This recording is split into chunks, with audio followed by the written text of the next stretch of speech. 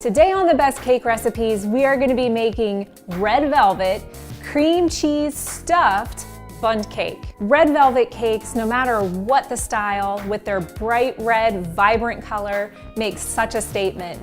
It's going to be a cake that your family and friends will love.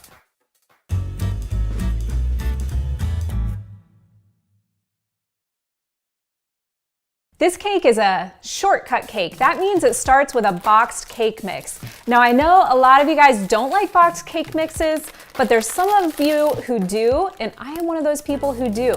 Cake mixes are so versatile with the different flavors and colors, so it's a great starting point for cakes.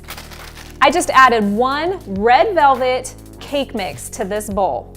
Then I'm gonna add in 1 cup of sour cream, full fat sour cream, 1 cup of oil, this is canola oil, and then I'm gonna put in 4 large eggs. When you're making a cake, it really works best if you use all room temperature ingredients. So the sour cream I let sit out a little bit, and the eggs I let sit out a little bit, and it just helps your cakes blend in better together. I'm gonna take a hand mixer and just whip that together.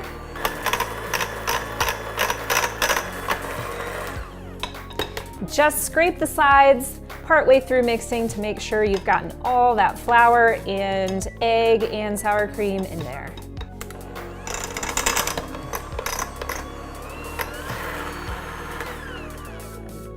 That's all it takes to mix up the cake, so I'm gonna set this aside. The next thing to prepare is the cream cheese filling. So I have 12 ounces of room temperature cream cheese in this bowl, and I'm gonna add 1/3 of a cup of sugar and 1 teaspoon of all-purpose flour. And then I'll take my hand mixer again and mix that up.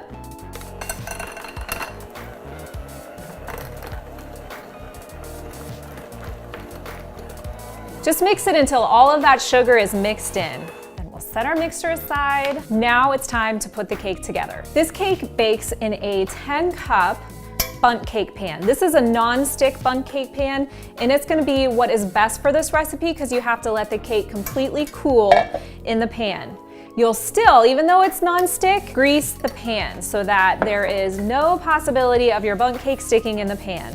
This is simply a mixture of shortening, all-purpose flour, and oil. You mix equal parts of those together, and you get something of what we call cake release. And it just helps your cakes come out of pans cleanly and smoothly. So I'm greasing the Bundt cake pan, making sure I get all those cracks and crevices. Once the cake pan is greased, we're gonna put about 2/3 of the red velvet cake batter into the pan.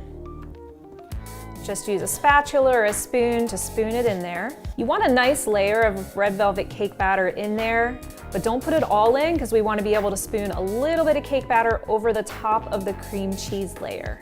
The next step is to get this cream cheese into the center of that cake. So you can, if you would like, just use a spoon and kind of glop it in there around, trying to keep that cream cheese in the center of the ring and not touching the edges. But I'm gonna show you an easier trick. We think it's easier anyway. Take a Ziploc bag, this is a quart size, cut off a nice sized tip of the bag, and then scoop the cream cheese filling into the bag.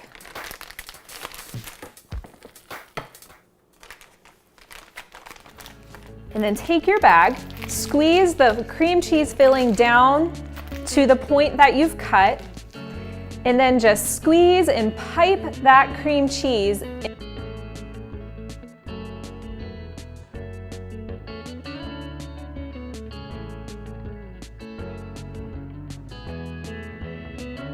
Now I probably cut that hole on that bag just a little bit too big because it was hard to keep it in the center. So if that happens, just take some forks and try to stretch that cream cheese more to the center of the cake. And don't worry about it not looking pretty because it's all gonna bake inside anyway.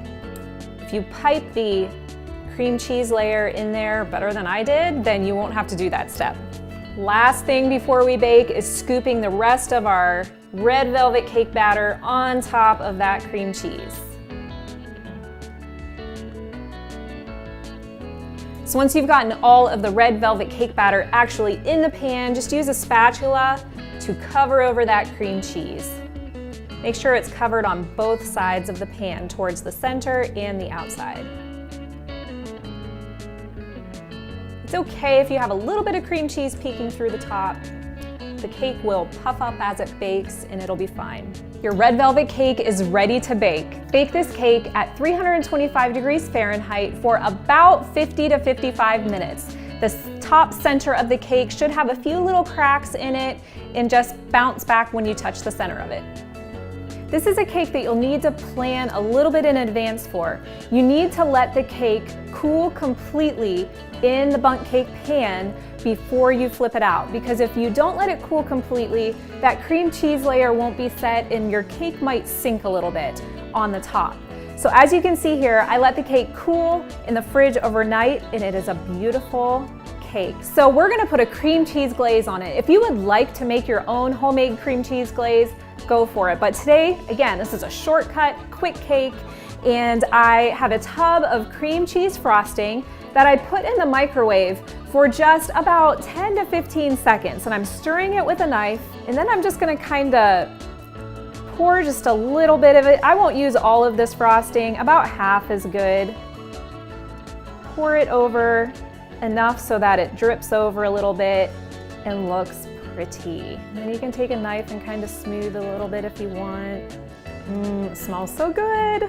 If you're making this cake for Valentine's Day, you can put some pretty sprinkles on top, or Christmas sprinkles, or even patriotic 4th of July sprinkles. Or if you would like to sprinkle some nuts on top, you can do that, or even some mini chocolate chips. You can leave it as is, or basically do whatever you would like to the top to decorate it. All right, so let's cut inside this cake.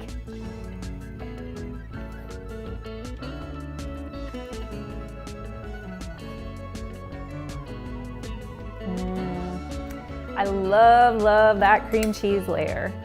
A reader recently made this cake and said it was one of the most moistest cakes that she's ever had. She loved it and has made it several times since the first time she made it. Thanks for watching. I hope you like, share, leave a comment on this cake if you've made it, and we would love to hear from you. Have a great day.